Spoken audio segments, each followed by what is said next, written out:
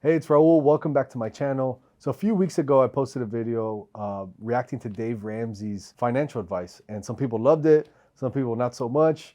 But due to popular demand, we found some more Dave Ramsey videos that I find interesting, and here we go. Let's react to them and see what he's got.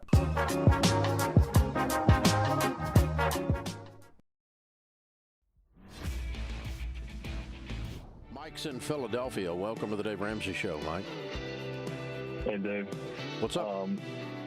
So a coworker introduced me to your show recently, and By the way, I realized that his headphones last time, I don't want to say I made fun of them because I like the thing, but I was kind of making fun of them. And I realized I use the same ones to DJ. I just don't have the freaking mic that he does. So I made fun of myself. Okay, let's move on. got really intrigued, and I got to say I need a lot of help. I'm $451,000 in total debt. $252,000 of that is student loans. And I have $185 in a home loan. And I only bring in $70,000 a year. After pension and all that stuff taken out, it's more like $40,000. I just don't even know where to start. What do you do for a living? Law enforcement. Okay. Where does he find these people? You know, I guess, is there that many people that are in that much debt? 252,000 in student loans to be in law enforcement? Let's check it out. I have to see more because I don't understand. Like, to be a police officer or, I don't know. I'm so confused right now. So I kind of want to keep watching. And how do you get $252,000 in student loan debt Bam. to be a policeman? I went to a private institution because my mother wanted me to go there, to be honest with you. And I went there originally for finance, and I didn't do good at finance, so I switched my major to criminal justice, and then I eventually went on for a master's for it as well, which didn't really help my employment eligibility as much as I thought it would. Mm-hmm. Okay. If you go to college, take it seriously. I'm not saying that it's a bad thing to go to school. Obviously, do you need school to be worth a lot of money or to achieve financial success? I don't think I have to tell you that at this point. It's probably proven by many, many people you do not. But if you do go to school or you're going to college or university, take it serious. If you're going to get $250,000 worth of loans, go there and get the most amount of skills to make the most amount of money. Is your mother wealthy? No. No, my mother nor my father. I'm the first in my family to go to college. Okay. Well, what we always look at mathematically, and you were in finance, so you know what to do with this, is I'm always looking at the ratio of what we call shovel to hole. The amount of hole that you're in versus the shovel that you have, your income. The debt you have to your income. Are you married? No, I do have a girlfriend who lives with me and her daughter as well. That ratio is really important. I've talked about that in my videos before, that wealth is really the ratio of your income and your expenses. And in this case, his debt and his income is way off. So whether you're a school teacher making $50,000 a year, but if your expenses are $10,000 a year, that's a good ratio. If you're making $300,000 a year and your expenses are $299,000 a year, not a good ratio. And what is this house worth? The house is worth, I actually just purchased it. I'm not even going to, I purchased it in September. Kind of off of a whim. My father passed away in July, and it was the last conversation we had. It was actually across the street from his house, and he really wanted me to get it. So I kind of, jumped in both feet, I guess, to honor him. Yeah. How did the mortgage broker approve this man? Like, he's in so much debt. How did he get approved for a house? That just shows you, if you really try and you meet the right people, almost everyone can buy a damn house. So no excuses. And so you didn't put anything down, so the house is worth $185. Yeah. Yeah. Okay. All right. And you're how old? I'm 31. Okay. So when are you planning on marrying this girl? She's currently in school to finish up for nurse practitioner school. So I would say maybe sometime after that. Well, that's good. She might be your saving grace because nurse practitioners make pretty good money. That should be done hopefully after January. And does she have student loan debt? She does. How much? I'm not sure because she's not really on board with all this. She can't. I've tried to bring this up to her when listening to your show recently, and her thing is I'm too busy with school and don't want to worry about that right now. Yeah. Well, I think you're the voice of experience that says it's a good idea to worry about it. Otherwise, you end up a creek, which is where Right. you are right now, and your paddle is real small. Right. Okay. Well, let's look at this a couple. Before he gives his advice, I want to give it a shot of what I think Dave Ramsey was going to say. And I think he's going to say something along the lines of, hey, man, your life is going to change and it's going to be awful. And you're not going to be able to go out to eat on your own, or you're not going to be able to go out to eat. You're not going to be able to spend any extra money. You're going to have to find another job. You're going to have to sell your car, get a cheap car if he does have a car. He has no equity in his house, so it's probably beneficial to just stay there. So I don't think he's going to say that. But I just wanted to give it a shot. So let's see what Mr. Ramsey says. But overall, this guy's in a rough situation. I need to do some more research on these student loans because I keep hearing this in not only Dave Ramsey's videos, but there's people I interview here or other people in real estate that they're just drowned in these student loans. And I know that the way that it's paid back, it's crazy. And I want to do more research just so I understand it. But man, it's crazy. That's why I think real estate's so good because, I mean, there's so many people I know, I mean, including myself, but other people I know that one deal can make you 30 grand, 20,000, 50, $100,000. We had Vernon, this guy Vernon last year started with us and he made $82,000 on his first deal that he did with us. I mean, he got paid a commission. The company made $82,000, but it was a deal that was done from someone who'd never done real estate before. Now, if you take all that $80,000 or like 70,000 of it and pay it towards your student loans, well, now you're making some progress. So wholesaling real estate or getting into real estate might be a good way to help you if you're in this scenario. Ways. How old are you? 28? I'm 31. 31. Okay. Yes. You and I haven't been friends long enough for me to be as blunt as I'm about to be, but I'm going to tell you anyway, okay? I'm going to risk our friendship and just tell you the truth. Oh, come on. Okay? No You problem. told me in a 5-minute conversation of 2 really stupid financial decisions you made from the influence of your mother and your father. Right. Ooh, that was good. I didn't catch that. I'm going to be honest. That was good. You bought things you couldn't afford with money you didn't have, both because of influence of those two. At 31 years old, you were going to have to decide to love your parents but no longer be influenced to do financial decisions based on their opinions. Obviously, your father, God rest his soul, has passed, but even your perceived opinion of what he would have thought. You cannot please these people anymore. They are breaking your butt. You make $70,000 a year and you're so far in debt you can't breathe, dude. Buying a house you can't afford and going to a school you shouldn't have gone to and paid twice or 3 times as much for an education that most of which you didn't even need to do the job you do. Yeah. Am I wrong? Right. No. Okay. No, not at all. All right.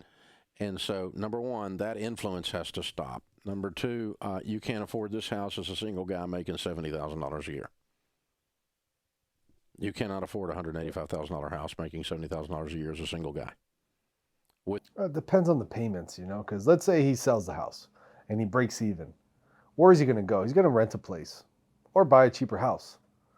That costs closing costs or that costs first, last, and security to go to the next place. And so I would kind of ask, hey, where are you at with the payments currently? But let's see.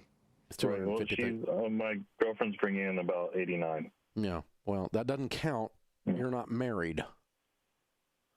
And if you're going to get married, you guys are going to have to get on the same page financially because the number 1 cause of divorce in North America today is money fights and money problems, and she's not even willing to talk about money.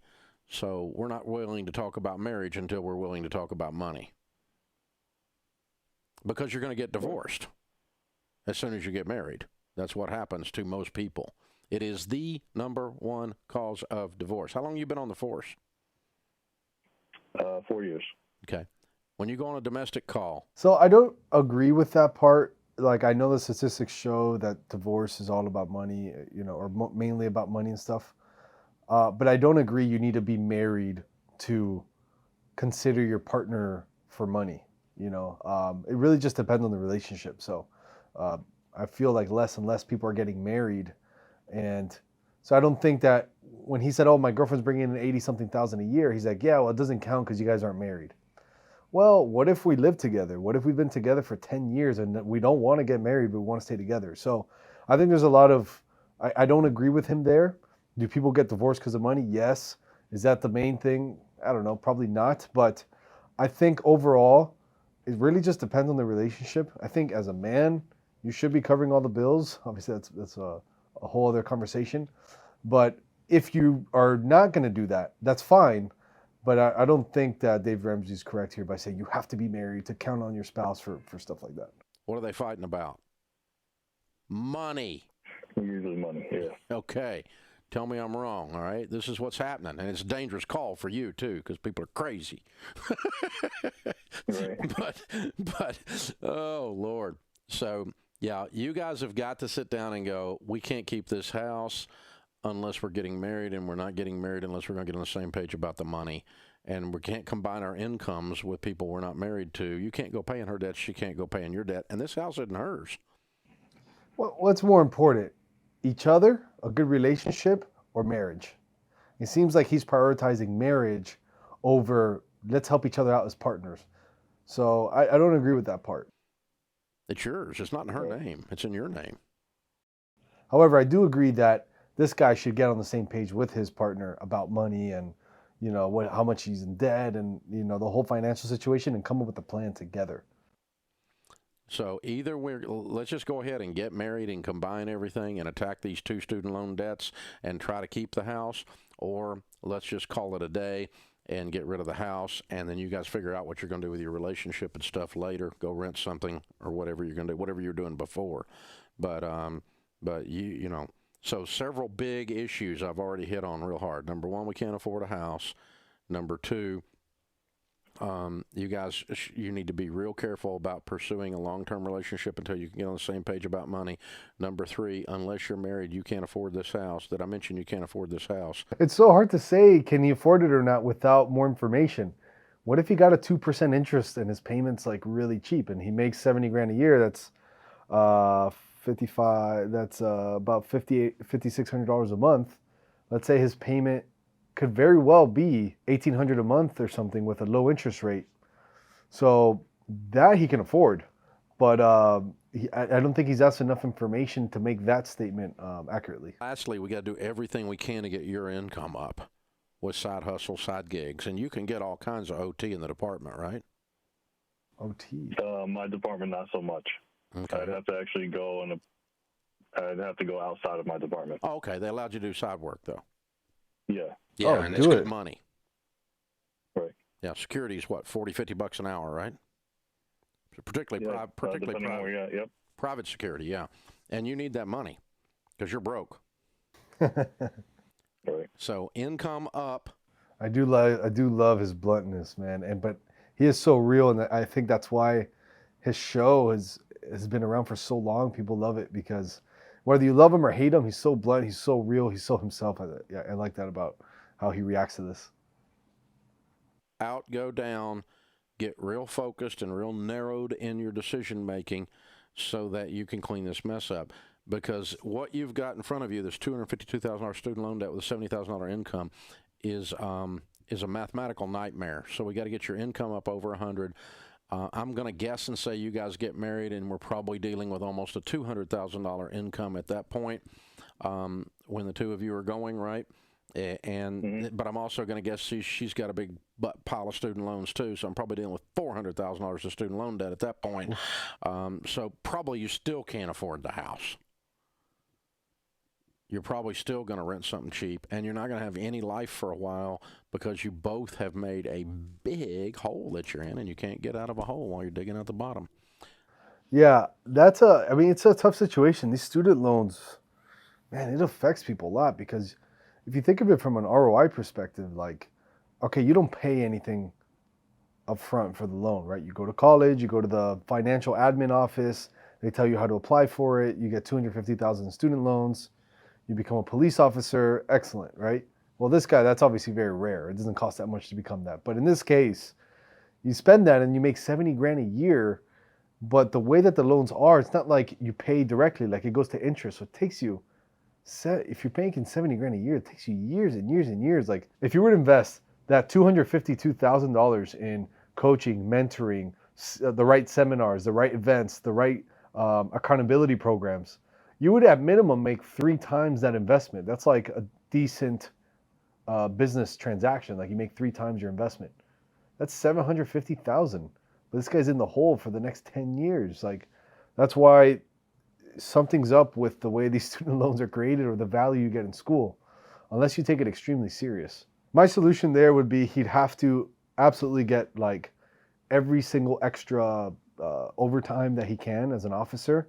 If not, move to a department that gets him overtime. I mean, I know that it's probably state and area specific, but I think if you do a lot of overtime, you can make well over 6 figures as a police officer. The goal for him is just to make as much amount of money, make good financial decisions. I would just stay in the house.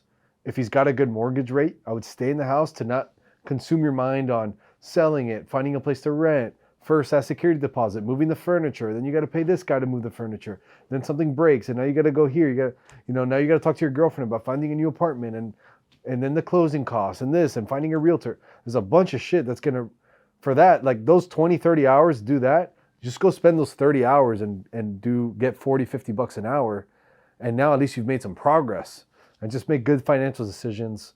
Don't do anything stupid. It seems like your mom and your father, although they're probably good people, they probably don't have your best interests at heart financially, or maybe they just don't, they're not set up that way mentally. So I think he's right there. You should listen to more financial people that are better in that world. Overall, Dave Ramsey, I don't agree on some of the marriage stuff and all that, but this guy's screwed. Don't get yourself into student debt unless you know how much you're going to make when you're done as an ROI perspective. Like think of your time in college and the money that student loan that you get is not like out of thin air. It's real money that is going towards your name as a debt. You know, you can either get real estate debt, student debt, you can get credit card debt. Like there's all these debts you could think of getting. If you're going to get $250,000 in debt, I'd rather at least have that in cash and go invest it in yourself or go invest in a property or something. So that's my reaction on Dave Ramsey's video. Thank you guys for watching. Let me know in the comments below what you would have told them. What do you think of Dave Ramsey's advice? And like, comment, subscribe. I'll see you in the next video.